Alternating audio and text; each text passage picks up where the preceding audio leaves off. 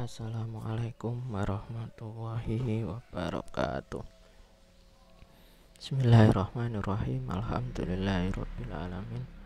Allahumma sholli ala sayyidina Muhammadin al-Fatihil lima ughliq wal khatimah sabaq nasirul haqqi bil haqq wal hadi ila siratikal mustaqim wa ala alihi haqqa qadri wa miqdaril azim. Rabbi shrah li sadri wa yassir li amri wahlul 'uqdatam min lisani yafqahu qawli. Amin ya rabbal alamin. Alhamdulillah, pada kesempatan kali ini kita masih diberikan kesehatan, kekuatan, motivasi oleh Allah sehingga kemudian kita bisa melanjutkan pembelajaran kita terkait dengan teknik konseling verbal dan juga non-verbal. Yang kedua, sholawat serta salam marilah kita aturkan kepada junjungan Nabi Agung Muhammad Shallallahu Alaihi Wasallam. Semoga kita senantiasa diberikan kekuatan untuk selalu mengikuti sunnah-sunnah beliau dan juga akhlak-akhlak beliau. Kali ini kita akan mengkaji tentang teknik konseling verbal dan juga non-verbal. Yang pertama adalah teknik konseling verbal. Teknik konseling verbal ya itu merupakan tanggapan verbal ya. Tanggapan verbal di sini adalah tanggapan dalam bentuk ucapan ataupun kata-kata ya, dalam bentuk verbal.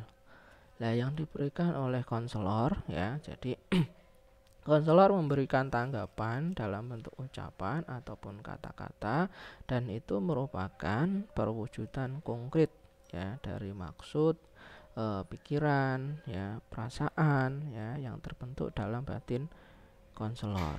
Jadi kata-kata, respon dalam bentuk kata-kata dari konselor itu merupakan perwujudan konkret ya, apa yang kemudian difikirkan, apa yang kemudian dirasakan oleh konselor. Ya, tanggapan batin untuk membantu konseling pada saat-saat tertentu. Jadi saat-saat tertentu seorang konseling itu perlu ya kata-kata verbal yang mana itu merupakan wujud konkret dari pikiran dan juga perasaan batin konselor. Konseling verbal dapat berupa satu atau lebih teknik verbal. Jadi bisa dalam bentuk satu teknik verbal ataupun dua teknik konseling verbal sekaligus. Tergantung dari intensi konselor ya, kebutuhan ya, dari kebutuhan konselor. Misalnya hanya menunjukkan penerimaan ya. Atau apalah ya, seperti itu penerimaan.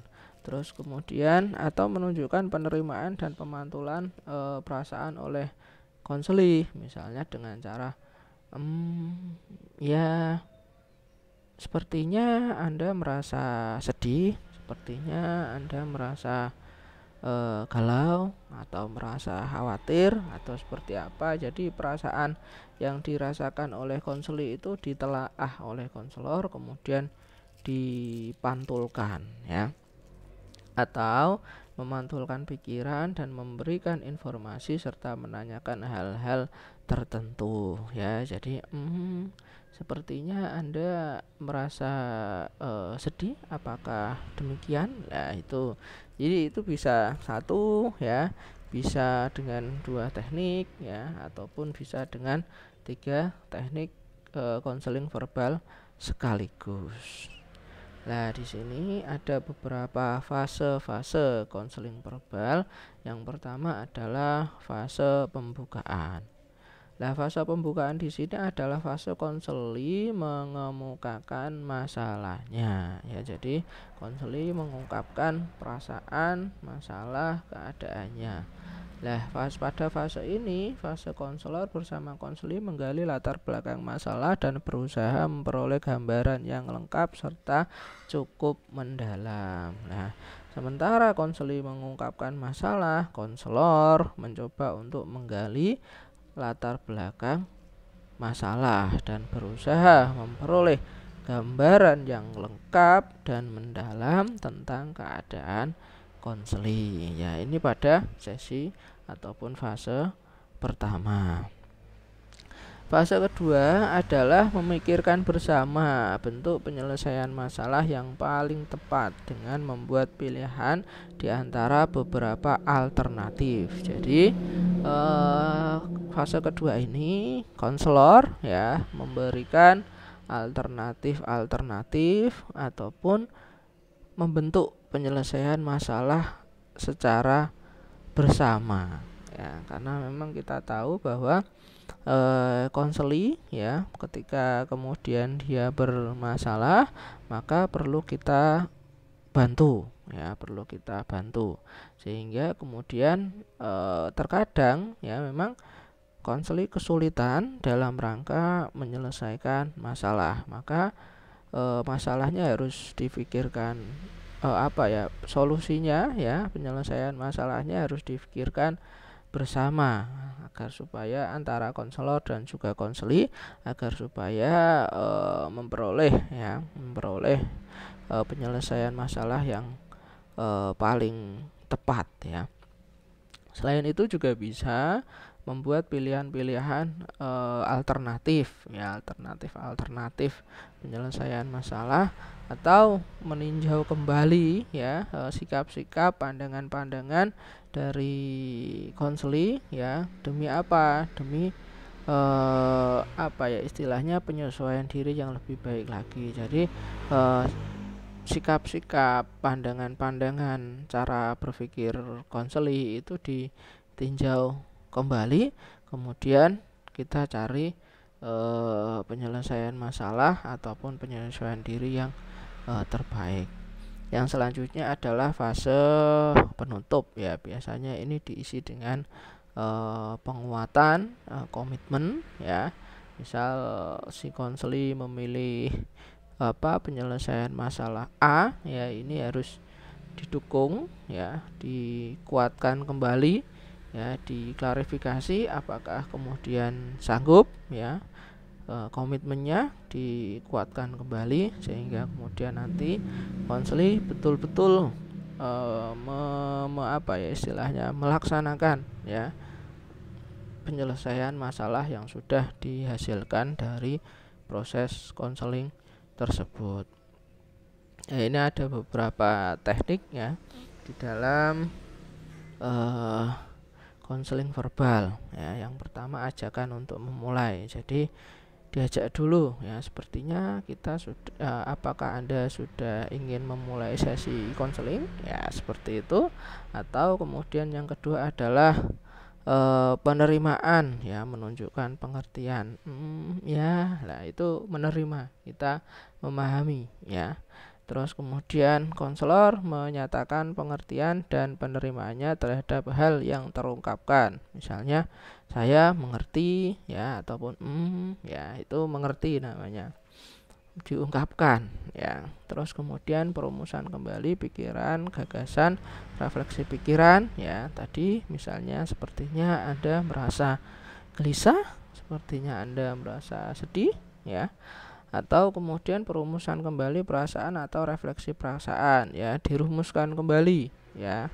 Jadi belum diungkapkan, kemudian dirumuskan kembali, kemudian penjelasan pikiran, gagasan, klarifikasi pikiran ya. Itu apakah Anda sedih karena ini atau apa ya.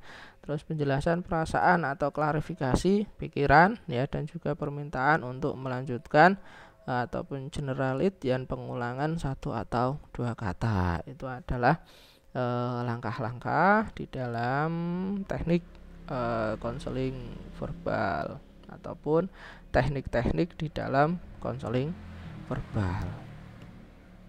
Nah, ini ada yang 10 ringkasan. Nah, kita meringkas rangkuman-rangkuman ataupun apa-apa yang kemudian sudah disampaikan oleh konseli.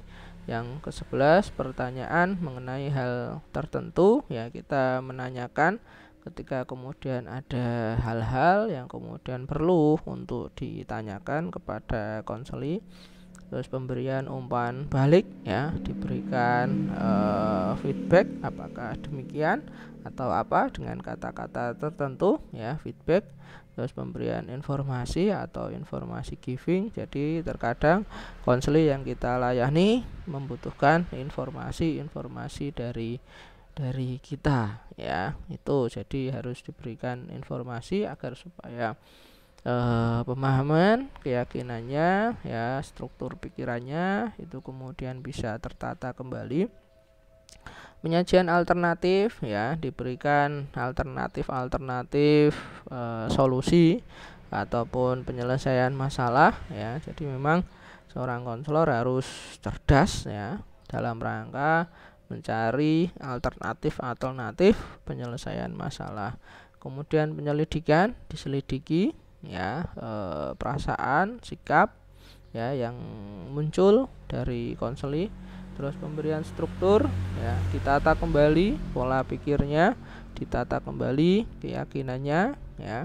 Itu terus interpretasi, memahami keadaan konseling.